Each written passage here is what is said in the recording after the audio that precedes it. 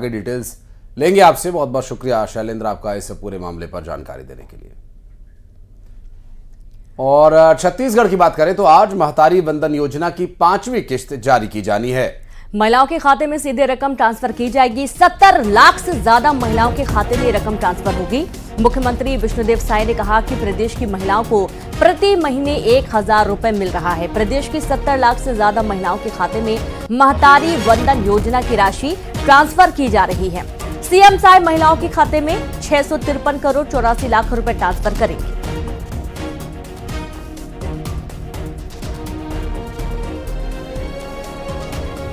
तो आज 653 करोड़ 84 लाख रुपए महिलाओं के खाते में ट्रांसफर होंगे। महतारी वंदन की 5वीं किस्त आज महिलाओं के खाते में आएगी, जिसमें 70 लाख महिलाएं ये राशि पाने वाली हैं।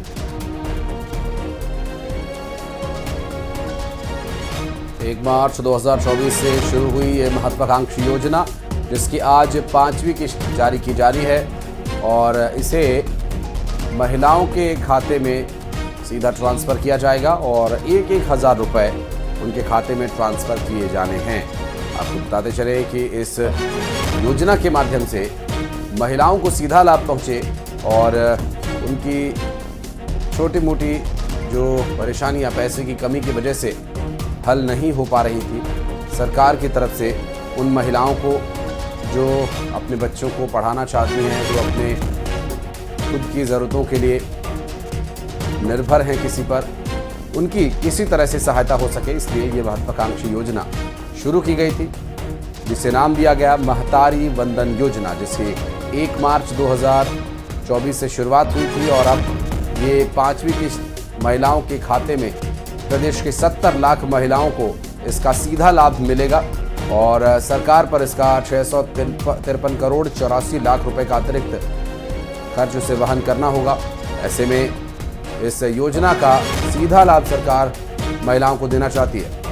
और चलिए सीधे रुक करेंगे, संवाददाता युगल जुड़ गए। युगल, आज एक बहुत ही खास दिन है महिलाओं के लिए, क्योंकि आज उनके खाते में महतारी वंदन योजना की राशि ट्रांसफर होने वाली है। जी बिल्कुल, देखिए 10 मार्च को पहली किस्त है विष्णुदेव सरकार ने जारी किया था प्रदेश के 70 लाख से अधिक महिलाओं को, तो आज उसकी 5वीं किस्त है। वो 70 लाख 12 हजार लगभग के जो महिलाएं हैं उनके खातों में सीधा ट्रांसफर होगा ये राशि।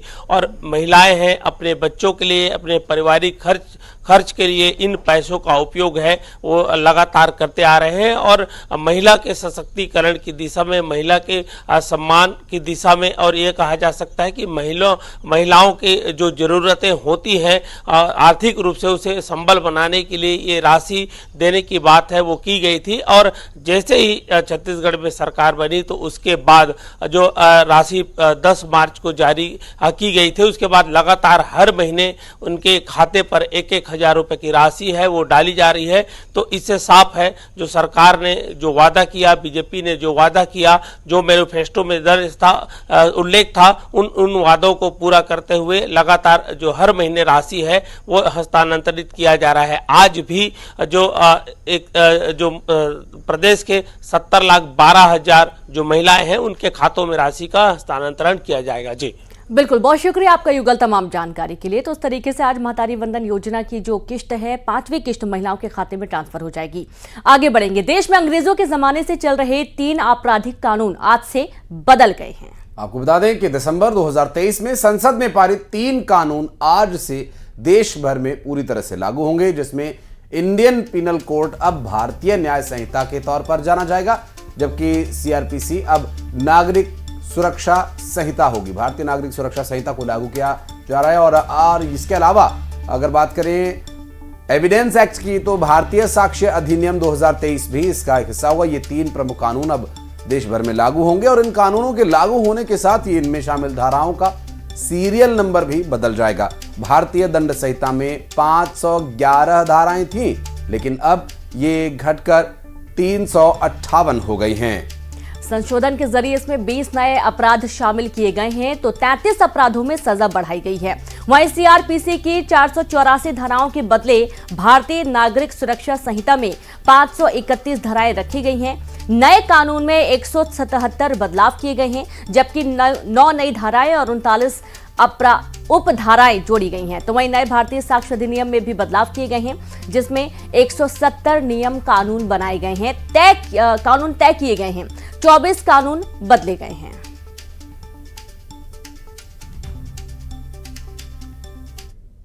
और मध्य प्रदेश में भी आज से कुछ बदलाव हो रहे हैं, जिसमें से एक का जिक्र हम अभी करेंगे, क्योंकि आज से मध्य प्रदेश में वाहनों की जांच का तरीका बदल जाएगा। मध्य प्रदेश में गुजरात के पैटर्न पर वाहनों की जांच होगी।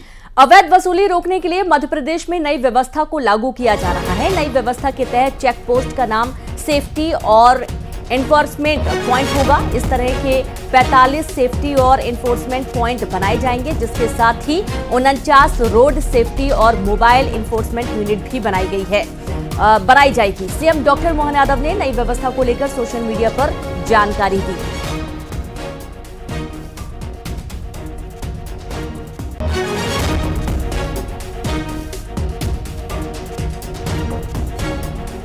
और इस बदलाव का प्रमुख कारण से विभिन्न जो आरटीओ के चेक पोस्ट हैं, जो राज्य से बाहर के आवागमन के वाहनों के लिए अपनी भूमिका अदा करते हैं, इन सारे चेक पोस्ट पर सभी जिला प्रशासन के साथ हमने तालमेल करने के लिए और यहाँ होने वाली अव्यवस्थाओं के लिए, खास करके जबरन वसूली के या अन्य प्रकार की जो शिकायतें मिलती रहती है, इनको सबको दूर करके साफ सुथरे ढंग से जो आरटीओ का अपना मूल काम है, उस काम को करने के लिए प्रबंधन किए गए हैं। तो वहीं पन्ना में खाद्य विभाग की रेड, नकली घी बनाने वाली फैक्ट्री पर छापा पड़ा। आपको बता दें कि 850 लीटर नकली घी यहां से बरामद किया गया। 56 टन नकली घी की बरामदगी के बाद पूरे क्षेत्र में हड़कंप मचा हुआ है। इंदिरापुरी कॉलोनी में ये फैक्ट्री थी, जहां नकली घी बनाया जा रहा था। तो अगर आप कहीं सस्ता घी ले रहे हैं तो एक बार ये जांच लीजिएगा कहीं वो इसी तरह से तो नहीं बनाया गया, क्योंकि इस तरह की प्रोसेस्ड घी बहुत ही ज़्यादा खतरनाक आपके स्वास्थ्य के लिए, आपके अपनों के स्वास्थ्य के लिए रहते हैं। संजय तिवारी हमारे सहयोगी जुड़ गए हमारे साथ। संजय, इस कार्रवाई में क्या कुछ बरामदगी हुई, क्या डिटेल्स मिल पा रही है? जी आशीष, मैं आपको बता दूं, ये इंद्रपुरी कॉलोनी का इलाका है, जहां पर बरसों से ये नकली घी बनाया जा रहा था और आसपास के जिलों में, यानी कि सतना है, छतरपुर है, यहाँ पर ये खपाया जा रहा था। और जैसे ही पुलिस को मुखबिर की सूचना मिली कि इस तरीके का अवैध कारोबार यहाँ पर हो रहा है, वैसे ही पुलिस अधीक्षक साईं कृष्ण जो है थोटा, उन्होंने टीआई को चुस्त दुरुस्त करते हुए एक पुलिस की टीम तैनात करते हुए वहां पर छापामार कार्रवाई करवाई, जिसमें खाद्य विभाग को भी साथ में लिया गया। और खाद्य विभाग ने जाकर के जब वहां पर छापा मारा तो देखा कि 56 टन घी वहां पर जो केमिकल के द्वारा देसी घी बनाया जा रहा था और लोगों के स्वास्थ्य के साथ खिलवाड़ किया जा रहा था। निश्चित रूप से एक बड़ी कार्रवाई है और आगे आने वाले समय पर और भी बड़े माफिया इसमें निकल कर आएंगे, ऐसा कि कहना है पुलिस का। जी चलिए, बहुत शुक्रिया आपका इस जानकारी के लिए संजय। और बढ़ते आगे, ग्वालियर में पब में मारपीट का एक मामला सामने आया। दरअसल पब में झगड़े के बाद मारपीट हो गई। मारपीट और झगड़े का वीडियो भी सामने आया है। कार से आए युवकों ने डंडे और तलवारों से एक दूसरे पर हमला कर दिया। पड़ाव थाना एमएलबी कॉलोनी इलाके की पूरी घटना बताई गई है। टीआई ने पब संचालक को नोटिस भी जारी कर दिया है। बड़ी खबर ग्वालियर से आपको दे रहे हैं और ये देखिए जो वीडियो सामने आया है वो भी, जहां पब में झगड़े के बाद मारपीट हो गई और इसका वीडियो सामने आया है। कार से आए युवकों ने डंडे और तलवारों से एक दूसरे पर हमला कर दिया और उस हमले की तस्वीर, ये एक्सक्लूसिव तस्वीर आपकी टीवी स्क्रीन पर, जहां पर पड़ाव थाना एमएलबी कॉलोनी इलाके की घटना है। टीआई ने पब संचालक को नोटिस भी जारी किया है। और संवाददाता सुशील जुड़ गए। सुशील, किस बात को लेकर ये मारपीट हुई है? देखिए, ग्वालियर के एमएलबी कॉलोनी के मौलिकुल पब की घटना है और रात में यहाँ देख सकते हैं कि जो दो पक्ष है उनके बीच मारपीट हुई, झगड़ा हुआ और जो ये पब है इसके मेन गेट के पास आकर एक भीड़ आती है। उसके बाद लाठी डंडों से लेस होकर दोनों तरफ से जो है विवाद होता है। इसमें तलवारें भी साथ लेकर आए थे। चूंकि ये घटना हुई, इस घटना का वीडियो वायरल हुआ है और वायरल वीडियो होने के बाद जब इस मामले में जानकारी पड़ाव पुलिस को लगी तो ये जानकारी सामने आई कि इसमें किसी तरफ से कोई FIR दर्ज नहीं कराई गई थी कि आखिरकार किस बात को लेकर ये विवाद हुआ है। इसी के चलते जब वीडियो सामने आया तो पड़ाव थाना प्रभारी कीला टंडन ने पब संचालक को नोटिस जारी किया है और इस वीडियो के संबंध में और घटना के संबंध में जानकारी देने के लिए एक नोटिस जारी किया है।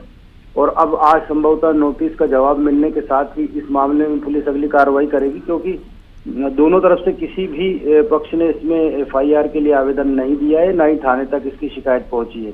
तो निश्चित तौर पर घटना हुई है और जो इलाका है वो पौष इलाका है जहाँ कई कोचिंग भी संचालित होते हैं। तो ऐसे में इस तरह की घटना होना कहीं ना कहीं कानून व्यवस्था पर सवाल खड़े करते हैं। ऐसे में अब पुलिस अधिकारी इस मामले को लेकर गंभीर है और आज संभवतः इस मामले में कार्रवाई होगी पब संचालक के नोटिस के जवाब के बाद। बिल्कुल सुशील, आप लगातार जुड़े रहिए, बहुत शुक्रिया तमाम जानकारी साझा करने के लिए। और बढ़ते आगे, ग्वालियर में पुलिस ने आरोपी का जुलूस निकाला और नाबालिग से छेड़छाड़ कर धमकाने वालों को गिरफ्तार किया है। आरोपी का जुलूस निकाला गया तो वहीं नाबालिग से बाजार में छेड़खानी की गई थी। विरोध करने पर नाबालिग को जिंदा जलाने की धमकी दी गई थी और उसके बाद ये एक्शन लिया गया। आरोपी को गिरफ्तार कर उसका जुलूस निकाला गया है और ये देखिए तस्वीरें, जब देर शाम को आरोपी का जुलूस निकाला गया। संवाददाता सुशील जुड़ गए। सुशील, नाबालिग से छेड़खानी और उसके बाद धमकी का पूरा मामला है।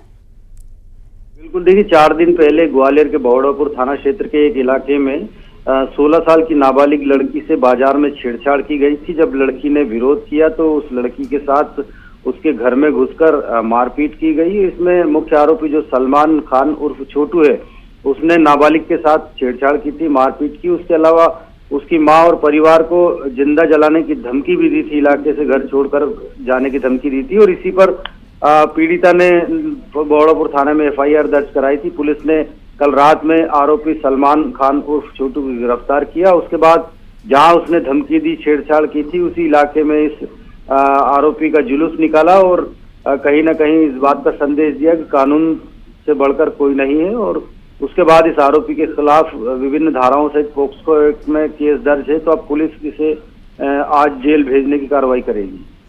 शुक्रिया आपका जानकारी के लिए सुशील। तो इस संसद में आज एक बार फिर नीट का मुद्दा उठ सकता है। विपक्ष की तरफ से हंगामे के पूरे आसार हैं। दरअसल इस पूरे मामले में कांग्रेस और उसकी सहयोगी पार्टियां संसद के अंदर और बाहर प्रदर्शन कर सकती हैं। पिछले हफ्ते भी नीट के मुद्दे पर संसद में काफी बवाल हुआ था और विपक्ष का यह आरोप है कि नीट में गड़बड़ी के तार बीजेपी शासित राज्यों से जुड़े हुए हैं और इसमें अब उनकी मांग है कि इस पर संसद में सदन में चर्चा हो और शिक्षा मंत्री इस मुद्दे पर इस्तीफा दें।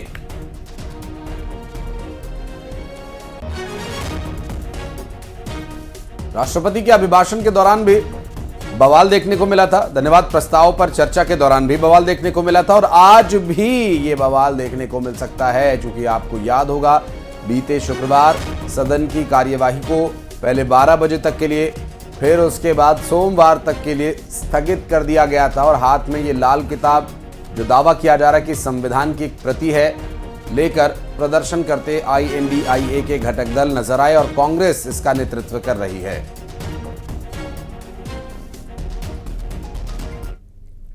और